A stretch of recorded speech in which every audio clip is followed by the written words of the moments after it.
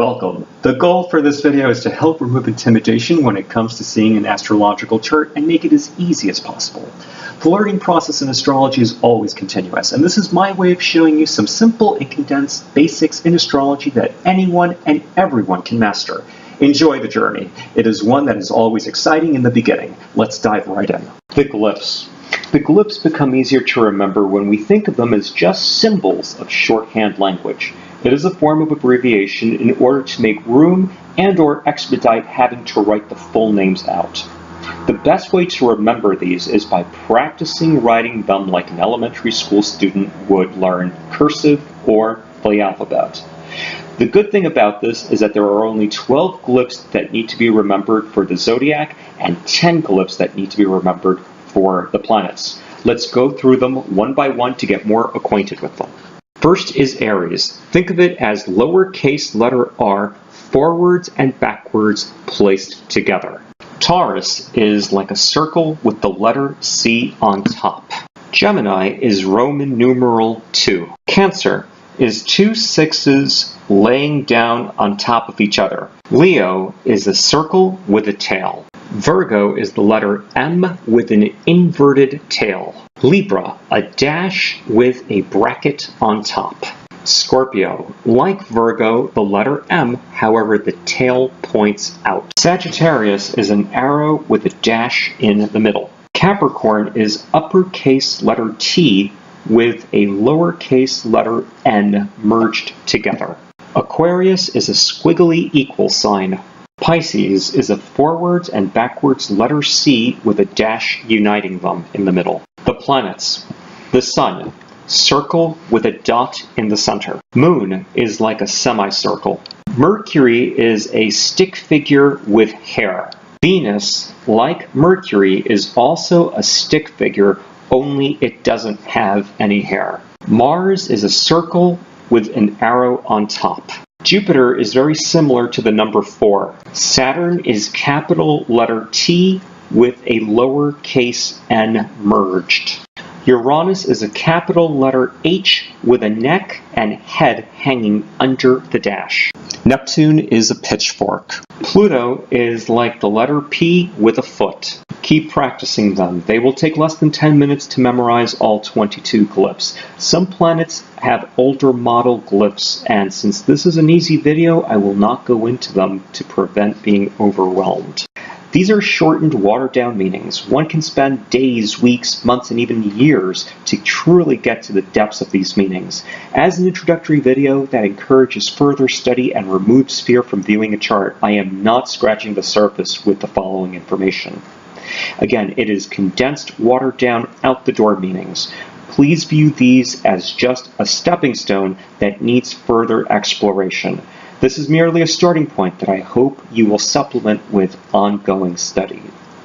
The zodiac signs are divided into two groups, and they are the elements and quadruplicities. There are 4 elements: fire, earth, air, and water. Fire signs are Aries, Leo, and Sagittarius. These signs are passionate and vigorous. They respond to energies quickly and directly. They favor action and were born to take action or create. Confidence and risk-taking is very natural to fire signs. At times, they can be bossy and aggressive. Earth signs, Taurus, Virgo, and Capricorn, practical and grounded. They are more cautious and realistic. They want concrete tangibility before taking a risk. They are also more conservative in their approach. At times, they may be materialistic and lackluster. Air signs, Gemini, Libra, Aquarius. Intellectual and curious, this group approaches matters mentally. They are people-oriented and seek new relationships. There is also a need to be constantly learning. At times, they can be impractical and slightly cold. Water signs, Cancer, Scorpio, Pisces, sensitive, intuitive, and emotional. They respond to energy unconsciously. At times, they may wallow in self-pity and waver. The next grouping for zodiac signs are the quadruplicities. There are 3. Cardinal, Aries, Cancer, Libra, and Capricorn. Cardinal signs are associated with initiating things. They can be assertive in order to reach a goal. Action-oriented group.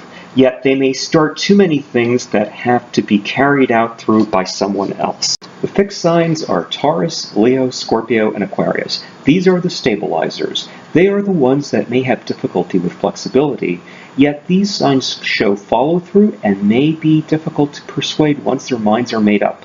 These signs are often resistant to change. Mutable signs, Gemini, Virgo, Sagittarius, and Pisces. Flexible, adaptable, and has a need for change. This allows them to see different perspectives. Usually they can bring people and ideas together. They adjust and adapt to others. Let's detail this further. Aries, pioneering, assertive, brave, energetic, eager, and self-oriented.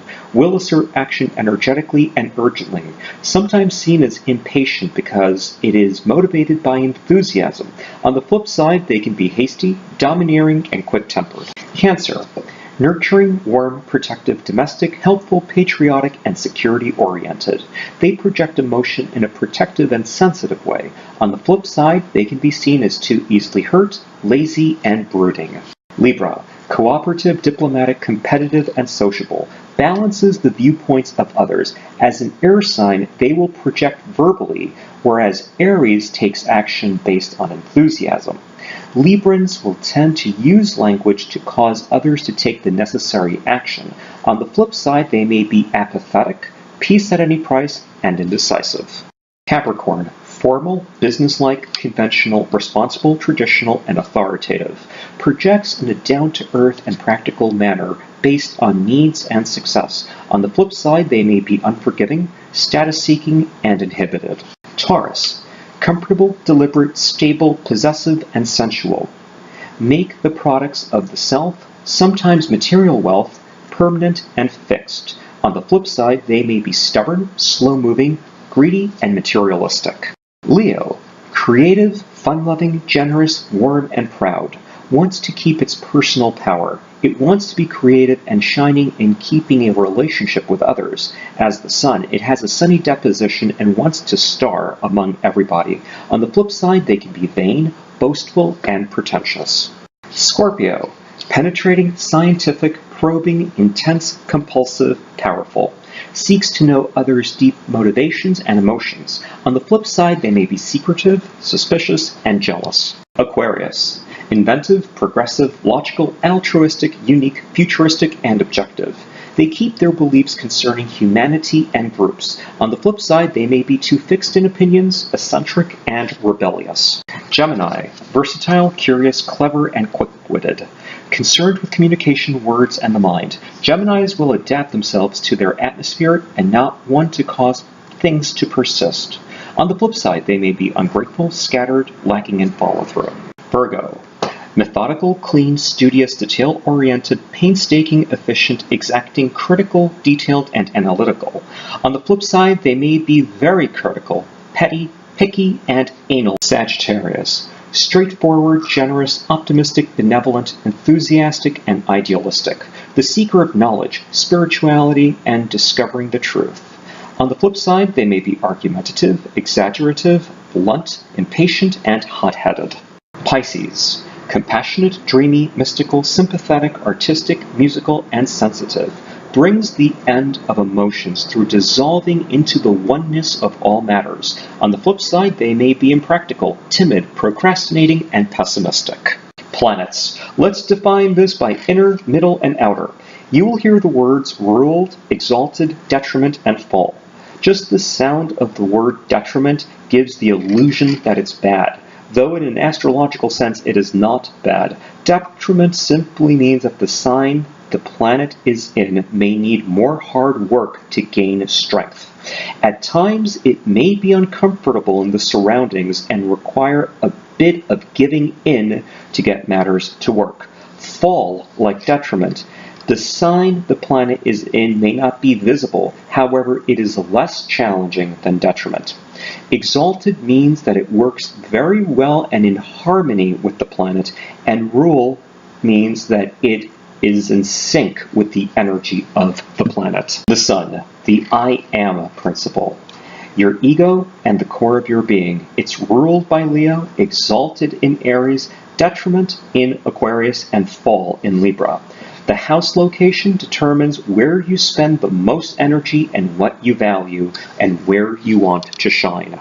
The moon, I feel, your emotional makeup, your personal interests, your instinctual reactions, and habit patterns. It is ruled by Cancer and exalted in Taurus, detriment in Capricorn, and fall in Scorpio.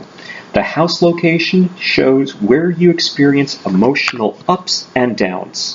Mercury, the I think principle, the capacity to process, gather, and communicate knowledge you gained through your experiences and your senses. It is ruled by Gemini and Virgo, exalted in Aquarius, detriment in Sagittarius and Pisces, and fall in Leo. The house location demonstrates how and where you communicate best. Venus, the I love principle, the planet of love, pleasure, and beauty. It is how you express these affections and enjoy beauty and your social urge and sense of values. It is ruled by Taurus and Libra, exalted in Pisces, detriment in Scorpio and Aries, and fall in Virgo. The house location shows what you enjoy doing and sometimes where you can generate income. Mars, the I act principle, your will force, physical energy, libido, and assertiveness. It is ruled by Aries and Scorpio, exalted in Capricorn, detriment in both Libra and Taurus, and fall in Cancer. This location shows where you spend the most energy, the way you assert yourself, and sometimes it is where you may draw conflicts. The middle planets, Jupiter, the I grow principle.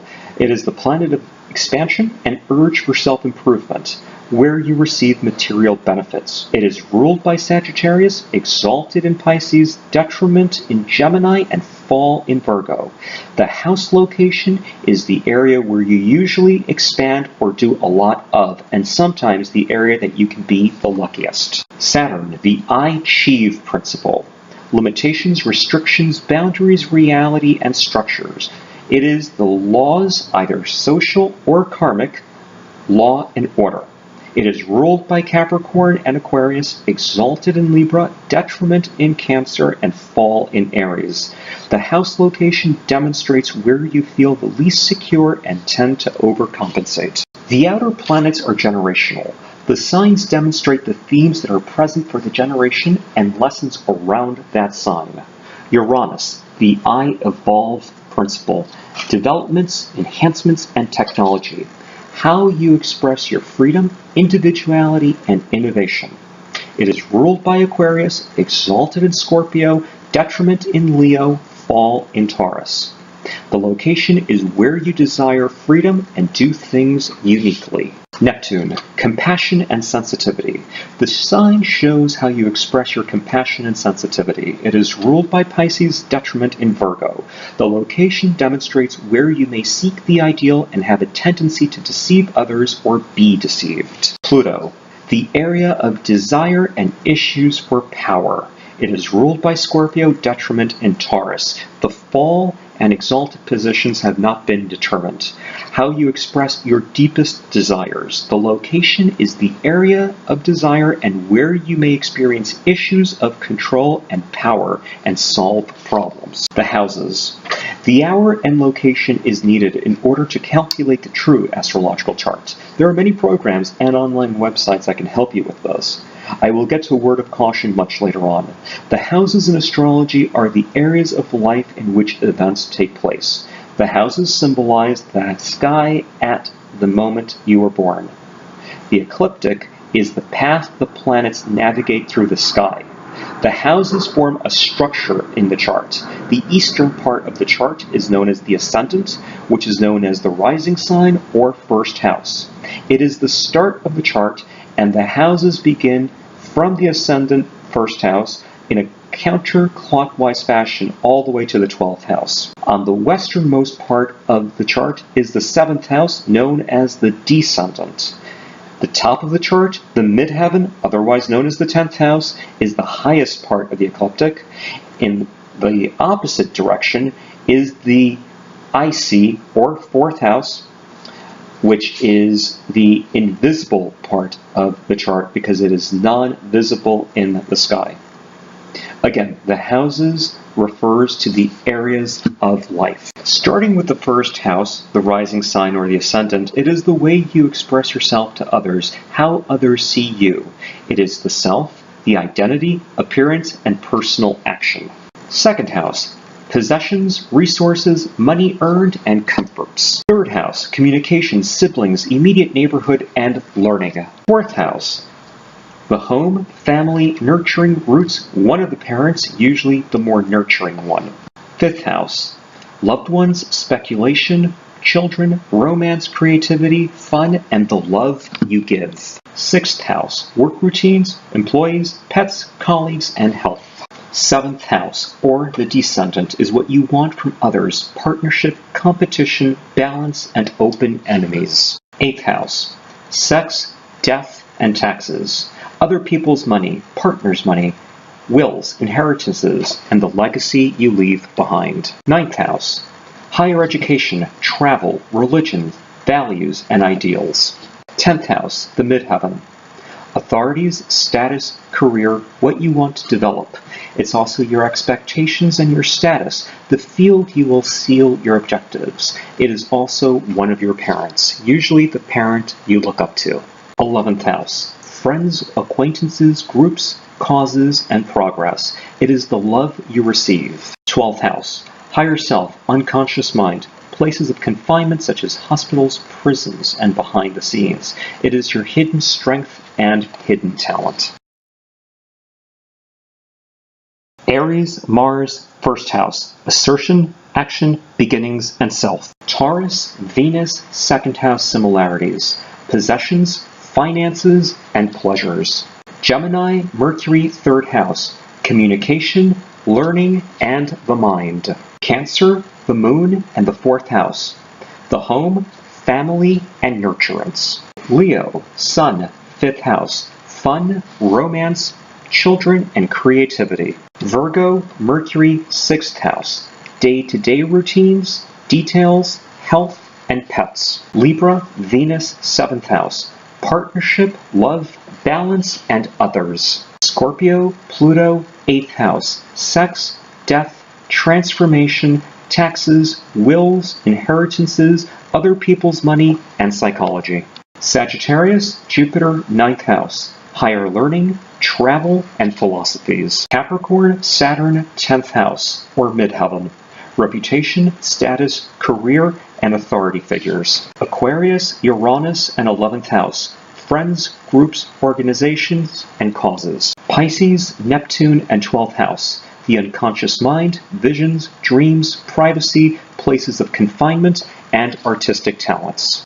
6 major aspects.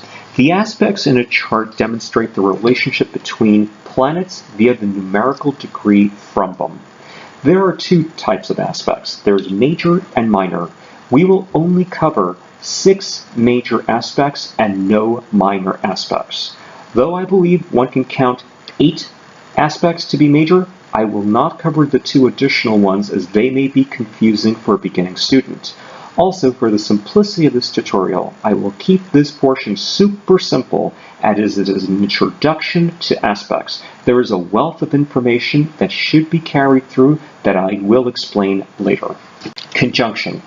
The key words are emphases or tied in, mixed with.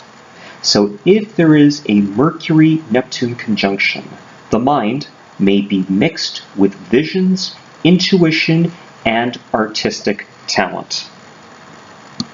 Typically, conjunctions are signs that are within the same zodiac sign. The orb is 10 degrees applying or separating. Opposition. The key phrases are awareness, confrontation, overdone at the expense, and seesaws. The opposition is 180 degrees from each other.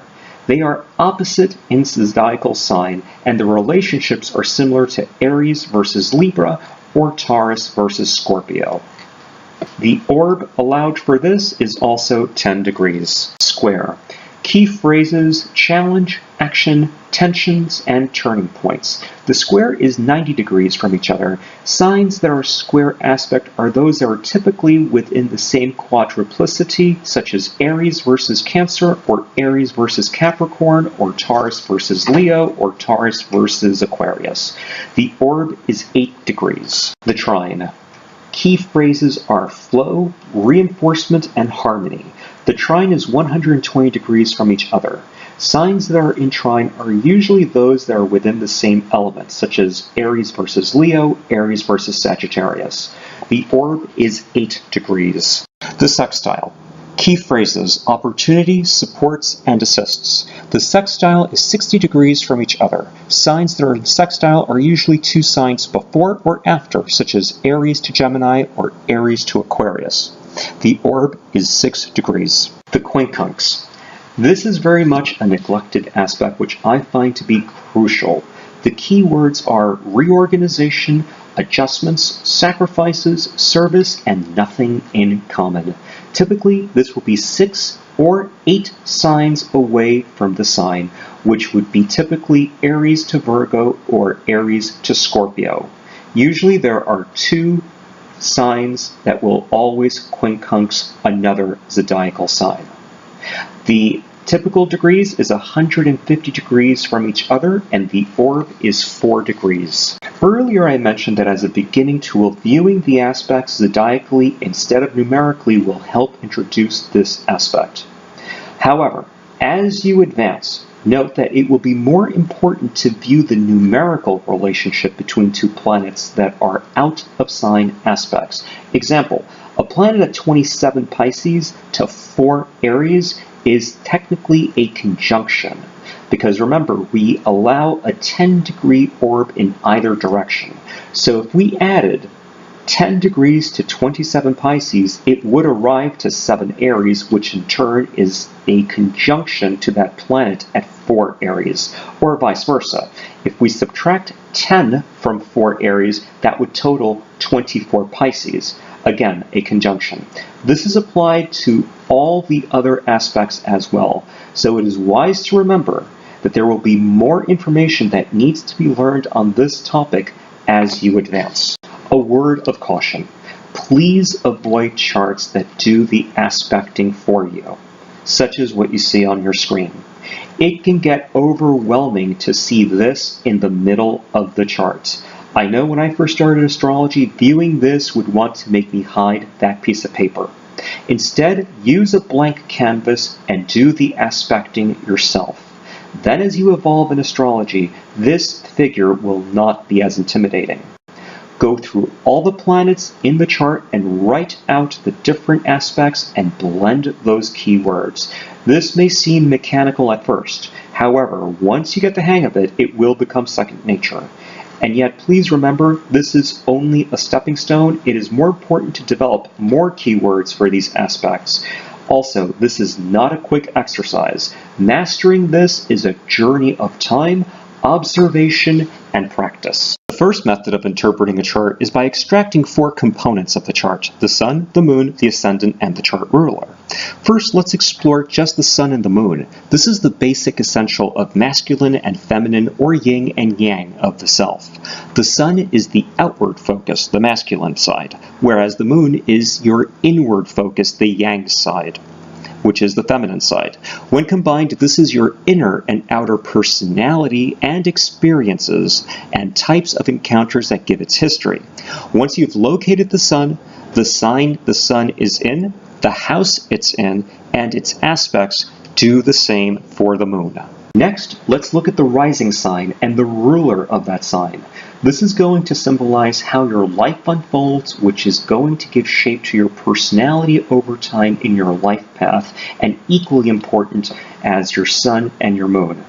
We look at the sign the ascendant is in and look for the planet that rules the sign. This is known as the chart ruler. We will also look at the aspects the chart ruler makes to the rest of the chart. These 2 additional pieces of information give more precise details as to your character and the surroundings of your character. Finally, it is important to also factor in planets in the first house, especially if it is conjunct the ascendant. There's a big difference with a person who has Venus conjunct the ascendant whose chart ruler is ruled by Venus versus a person who has the same rising sign in a different house and different sign. You will notice that this piece of information is the art of synthesizing different pieces that fit together. It is very similar to putting together a jigsaw puzzle. Having a set structure for looking at planets, identifying the aspects, and looking at the rulers of these planets will make a very big difference. House cusp interpretation. Take the meaning of a house and blend it with the sign that it is in, and then continue blending keywords with the ruler of that sign. It's basically adding more layers with definition. So what happens to the rest of the chart? Yes, there are more advanced delineation techniques that will be covered in a different video. For now, I want to share one last ingredient that I saved towards the end because it is more advanced. It is only in a few books, and it is a great tool. So when we look at a chart, we have all these other locations. What do we do with it? Aside from locating aspects, we also blend the zodiac sign of the house cusp to the meaning of the actual house. For example, if Pisces is on the second house cusp, it will be romantic, sacrificial when it comes to money. It will be idealistic when it comes to resources. So we will have to blend the rising sign as well that it's coming in from. Say, for example, if Pisces is on the second house cusp, Aquarius may be rising. And if that's the case, the major outlook for the person will be futuristic with an eye on the big picture, who also happens to be sacrificial, romantic, and idealistic when it comes to finances. What if Pisces were on the 10th house cusp and the chart has Gemini rising? That person could be involved in a career that could be artistic or entertaining and may require a lot of sacrifice. Also, we blend the rising sign with Gemini. It will be possibly communications, and there will be a lot of dexterity in the individual. What about Pisces on the third house cusp? The person may be more poetic, intuitive, and artistic. Typically, that could be Capricorn rising. It is important to blend both the sign, the meaning of the house, and the ascendant. Let's use this example chart. Let's grab 4 portions of this chart for a female. She has the Sun in Pisces, Aries rising, Moon in Aries, and the chart ruler in Sagittarius in the 9th house. With the Sun in Pisces, she will be compassionate, dreamy, sensitive, and possibly artistic. She will want to shine with friends, groups, organizations, and networks. This is the leader of a group, possibly a musical group, as the Sun is in Pisces in the 11th house. The Moon in Aries and Aries rising will make a person bold, energetic, assertive, and very driven. It strives to assert action. Mars is in Sagittarius, and it is the chart ruler, which is located in the 9th house, which will give the person expansive and optimistic will force where energy continues to increase. The main focus of this chart is to assert action in a philosophical way that possibly gains publicity or spirituality. This energy is applied further in the 9th house. Remember, the 9th house is also the house of Sagittarius, so it has yet a double Sagittarius connotation to it, because the sign is in Sagittarius and the house is a Sagittarian house. Religion and philosophy will play a key role in this person's life, as well as faraway locations. Now let's look at Venus and the Moon rising. Venus rising will give a person added charm, charisma, artistic talent, and popularity. The Moon rising will make the person very public and supported by others. Typically, the mother plays an important role in the individual's life.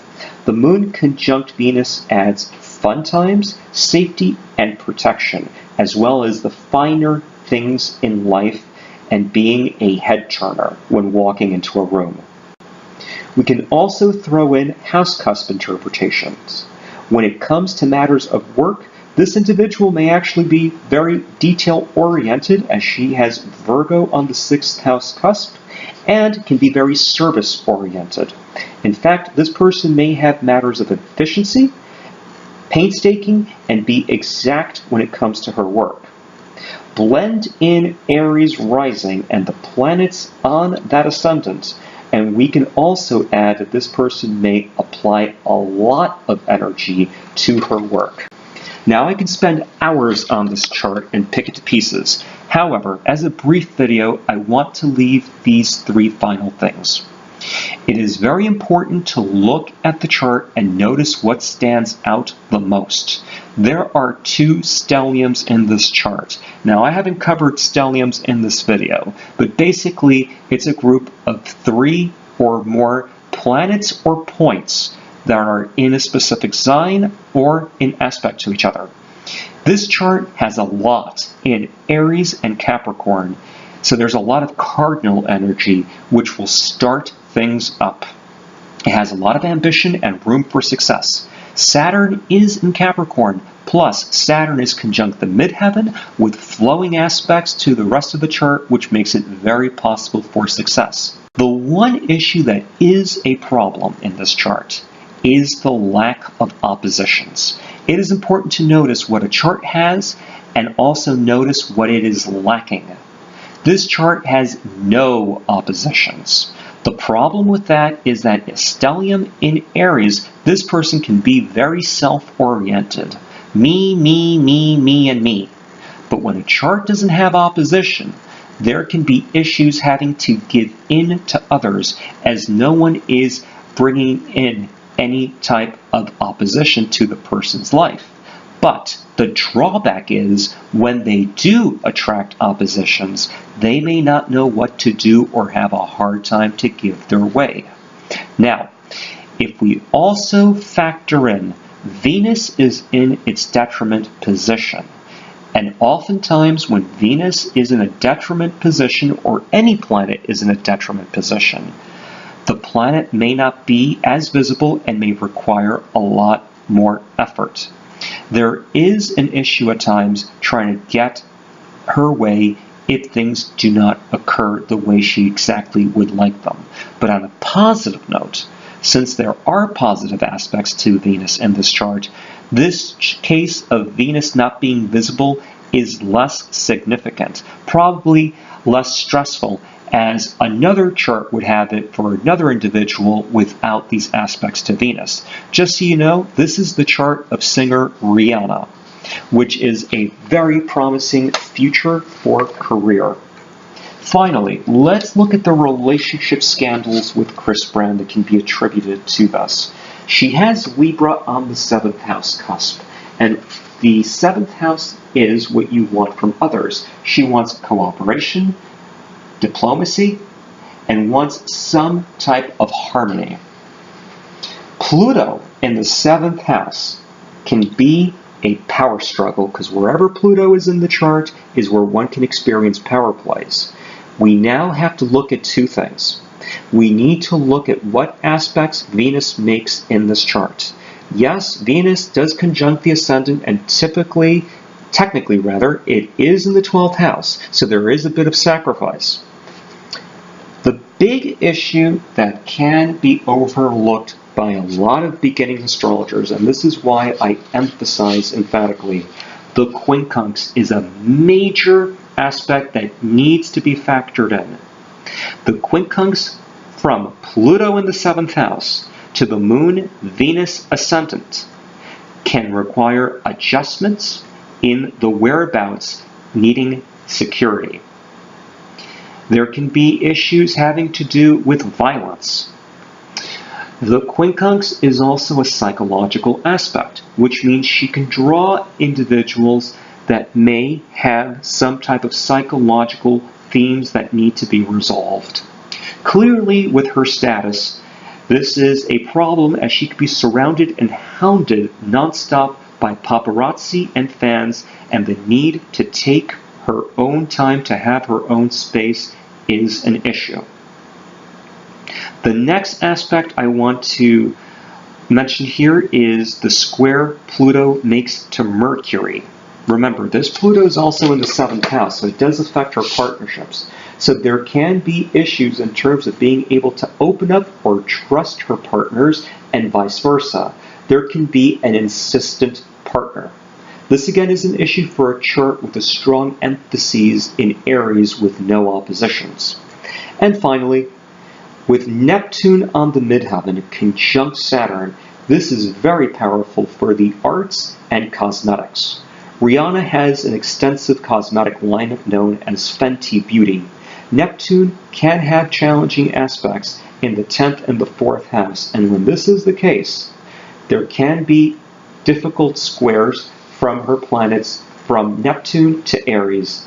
On the one hand, it adds more artistic and creative talent, yet it can also bring in a parent with an addiction problem, and this is the case for Rihanna, as her biography states that her father had problems with drugs and alcohol. Some final words and tips. Since we are living in the age of computers, most astrology students will not learn how to calculate a chart by hand. And though I would never endorse it's a requirement, I can say that by learning how to do it by hand, it will help an astrologer spot mistakes made by computer programming and or the person who did the inputting into the program. I have spotted errors non-stop in programs. This is important for accuracy because if the chart is off, the interpretation will be off. So it may not be a requirement, but it is prudent to learn more as you go. Also, the history and astronomy of astrology may seem a bit daunting at first, especially to anyone that wants to know just about their future or chemistry with another person. Knowledge is power. The more you learn, the more depth will be added to your chart interpretations. What to avoid? Please keep the charts clutter-free. Keep it simple. There is non-stop information in astrology that would take a lifetime to master. I do not recommend focusing on what I call polished materials. Polished materials are equivalent to garnish and trimmings on a platter instead of the main course. It can be very easy to get lost and drift off in details instead of giving more emphasis to the significant information. In my opinion, there are great outstanding pieces of detail that serve as garnish and trimmings, and they are as follows: deacons, dwads, asteroids, midpoints, fixed stars, Sabian symbols, and more. I believe these wonderful pieces of astrological tools should be saved after basics, advanced, and intermediate topics have been mastered. Advanced topics will include configurations, chart patterns, 144 rulership combinations around the entire chart wheel. I recommend the chart should be clutter-free and should be studied in bits and pieces, and then and only then after the basics, advanced, and intermediate topics have been learned, then add garnish and trimmings. Note, I do not say the word should. Use what you like as long as it's consistent, generates results, and works for you. Hopefully this gives you a format on how and what to first study and prioritize. More importantly, practice, practice, practice. Look up charts for anyone. Even if you don't have the time of birth, look up the planets. This is why I personally like films based on true stories. When I'm fascinated by a true story, I look up the person's planets. I run the chart on a public figure or a serial killer, anyone in the news. If it means looking up the chart of a neighbor, total stranger, a coworker, employee, a sibling, a vendor, even a pet, the sky is the limit on this. My goal in bringing this material to you was to help remove the fear of seeing a chart wheel and giving you a structure as to how to study astrology. Astrology has been a huge game changer in my life, and it will be one in yours as well. Thank you for watching. What are the important questions in your life? My boyfriend and I have been together for over a year. Do you see this leading to marriage? I have 2 job offers. I need some advice on which one to take. I'm tired of being lonely. I want to know if love is coming to me soon. So if you have questions regarding a problem or need guidance, talk to one of our accurate, experienced psychics. Talk to Absolutely Psychic. Call 1-800-498-8777 or visit absolutelypsychic.com. That psychic just amazed me. Immediately, she knew that I recently moved. Wow, I was astonished. I don't know what else to say. I never had a reading this good. This was absolutely amazing. I am so grateful I had a reading from her. Call 1-800-498-8777 or visit absolutelypsychic.com and get your own private reading. Thanks so much for tuning in. We invite you to our website at absolutelypsychic.com where you can get free horoscopes, free reading nights, and so much more. Your future starts now. Call our trusted and accurate psychics at 1-800-498-8777 for just 99 cents per minute. Again, that number is 1-800-498-8777.